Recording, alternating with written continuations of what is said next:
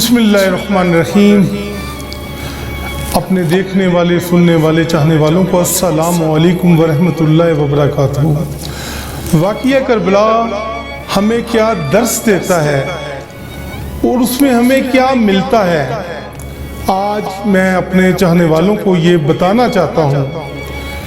کہ حضرت امام حسین علیہ السلام نے یزید کے ہاتھ پر بیعت کیوں نہیں کی؟ کیونکہ حضور کا ایک غلام وہ حضور کے گھرانے کے ہاتھ پر بیعت کرتا ہے، کیونکہ حضور نے فرمایا اس امت کے لیے کہ میں اپنا قرآن اور اپنی آل دو چیزیں گراں قدر میں اس امت کے درمیان چھوڑ کر جا رہا ہوں، اس لیے قرآن اور میری آل کا دامن مت چھوڑنا۔ اس امت کو حضور نے یہ حکم دیا، کیونکہ حضرت امام حسین علیہ السلام جن کی پرورش حضور نبی کریم صلی اللہ علیہ وآلہ وسلم کی آغوش میں ہوئی، یزید نے بڑی کوشش کی، اس شرابی نے، اس فاسق نے، اس قاتل نے جس نے ہزاروں حضور کے غلام مسلمانوں کا قتل کیا، اس نے بڑی کوشش کی کہ حسین میرے ہاتھ پر بیعت کر لیں، لیکن افسوس کہ وہ حسین کی بیعت تو اپنے ہاتھ پر نہیں لے سکا۔ حسین علیہ السلام نے اس ہاتھ کو بچایا ہے سر کو کٹوا کر، اور جب سر اقدس اس یزیدی فوج نے نیزے پہ بلند کیا تو آپ امام حسین علیہ السلام نے قرآن کی تلاوت کرنا شروع کر دی۔ اس سر اقدس نے قرآن کی تلاوت کرنا شروع کر دی اور بتایا کہ میں نواسہ رسول ہوں، وارث قرآن ہوں، وارث شریعت ہوں۔ آپ نے اپنا سب کچھ کربلا میں قربان کر کر اللہ کے دین کی خاطر نبی پاک صلی اللہ علیہ وآلہ وسلم کی شریعت کو بچایا ہے، کیونکہ یہ سر، یہ ہاتھ کٹ تو سکتا ہے پر کسی یزیدی کے ہاتھ پر بیعت کبھی نہیں کر سکتا، کیونکہ امام حسین علیہ السلام وہ ہستی ہیں جنہوں نے بیعت اپنے نانا رسول صلی اللہ علیہ وآلہ وسلم کے ہاتھ پر کی، جن کی تربیت آپ نبی صلی اللہ علیہ وآلہ وسلم نے کی، جن کی ماں سیدہ فاطمہ الزہرا سلام اللہ علیہا ہے، جن کا بھائی مولا حسن علیہ السلام ہے، جن کا باپ علی مرتضیٰ شیر خدا ہے، جن کا نانا رسول حضرت محمد مصطفیٰ صلی اللہ علیہ وآلہ وسلم ہے، جن کا دادا حضرت ابو طالب علیہ السلام ہے۔ یہ وہ کائنات کی ہستی ہیں جن کی آل نے اللہ کا دین بچانے کے لیے سب کچھ اپنا قربان کر دیا اللہ کے دین پر، کیونکہ اللہ کا دین بچا ہی واقعہ کربلا کے بعد ہے۔ حضرت امام حسین علیہ السلام نے صبر و استقامت کا دامن نہیں چھوڑا، جبکہ ایک 57-58 سال کا شخص 2 سے 4 مرتبہ وضو کرنے جائے تو اس کا سانس پھول جاتا ہے۔ حضرت امام حسین علیہ السلام جنہوں نے کربلا میں اپنے جانثار، اپنے پیارے،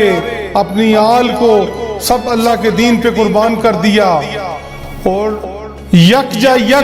لاشوں کو کربلا کی سرزمین سے شہادت کے بعد اٹھا کر خیموں میں لاتے تھے۔ آپ یہ دیکھیں کہ انہوں نے ایک نہیں، دو نہیں، 71 لاشیں کربلا کے 71 شہیدوں کو اٹھا کر لائے، اور ان کا حوصلہ دیکھیں، صبر دیکھیں کہ اپنے نانا کے دین کو بچانے کے لیے، شریعت کو بچانے کے لیے کیا کیا حوصلے پیدا کیے۔ اور اس موقع پر آپ دیکھیں کہ ان نبی زادیوں کا کیا حوصلہ ہوگا۔ آپ دیکھیں کہ ان نبی کی آل اولاد جو باہر کربلا میں خواتین بیٹھی ہوئی ہیں، خیموں میں ان خواتین پہ کیا گزرتی ہوگی کہ امام کے کلیجے میں کیا غم ہے، کیا دکھ ہے، اور وہ نبی زادییں وہ نبی کی وہ آل اولاد، وہ خواتین، نبی کا خاندان خیموں میں بیٹھا کس حوصلے کے ساتھ کہ کربلا کی تپتی ہوئی سرزمین پر کسی ماں کا بیٹا وہاں پر شہید ہو کر لیٹا ہوا ہے، کسی بہن کا بھائی، کسی کا بھتیجا، کسی کا بھانجا اس کربلا کی سرزمین پر اپنا اپنا شہادت کا نذرانہ پیش کر اللہ کی راہ میں وہ لیٹا ہوا ہے۔ اور اس کربلا کے والی، اس کربلا کے ہیرو امام حسین علیہ السلام کا حوصلہ دیکھیں کہ جو اپنے پورے خاندان کی، اپنے بچوں کی، اپنے معصوم علی اصغر کی قربانی کا نذرانہ پیش کر کر اس معصوم 6 ماہ کے علی اصغر کو قربان کر دیا اللہ کی راہ میں اور رب کا دین بچایا ہے۔ اس حسین علیہ السلام کی عظمت کو سلام، اس نواسہ رسول کی عظمت کو سلام، اس نواسہ رسول کی شہادت پہ ہم قربان، جس نے اپنا پورے کا پورا نبی کا کنبہ قربان کر دیا رب کا دین بچانے کے لیے۔ امام حسین علیہ السلام نے، نبی کی سچی آل نے اپنا پورا کنبہ قربان کر دیا اس دین کو بچانے کے لیے، اور آج بھی سب کچھ نذرانہ شہادت پیش کر کے نبی کی اس آل نے سب کچھ قربان کر دیا اللہ کی راہ میں۔ کہیں اپنا معصوم علی اصغر جیسے، کہیں علی اکبر جیسی جو شب جن کی صورت و سیرت حضور نبی کریم صلی اللہ علیہ وآلہ وسلم کی طرح تھی۔ علی اکبر علیہ السلام یہ وہ ہستی ہیں جن سب کے نذرانے پیش کر کر کربلا میں اللہ کی اس دین کو بچایا ہے۔ آج پوری دنیا میں، پوری کائنات میں امام حسین علیہ السلام کا سر فخر سے بلند کیا جاتا ہے، نام آپ کا فخر سے لیا جاتا ہے، کربلا کے اس والی پہ سلام پیش کیے جاتے ہیں، کہیں درود کے نذرانے پیش کیے جاتے ہیں۔ حسین ابن علی تجھ پر اور تیری آل پر، تیرے 72 شہداء کربلا پر پوری دنیا، پوری انسانیت اسلام پیش کرتی ہے۔ امام حسین علیہ السلام کا جب ہم نام لیتے ہیں تو ہمارا سر فخر سے بلند ہو جاتا ہے۔ امام حسین علیہ السلام کا جب نام لیتے ہیں تو ہمیں جوش آ جاتا ہے۔ یہ وہ کربلا کے ہیرو ہیں،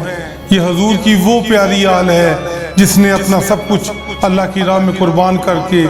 نبی کی دین اور شریعت کو بچایا ہے۔ اے حسین ابن علی تم پر لاکھوں سلام،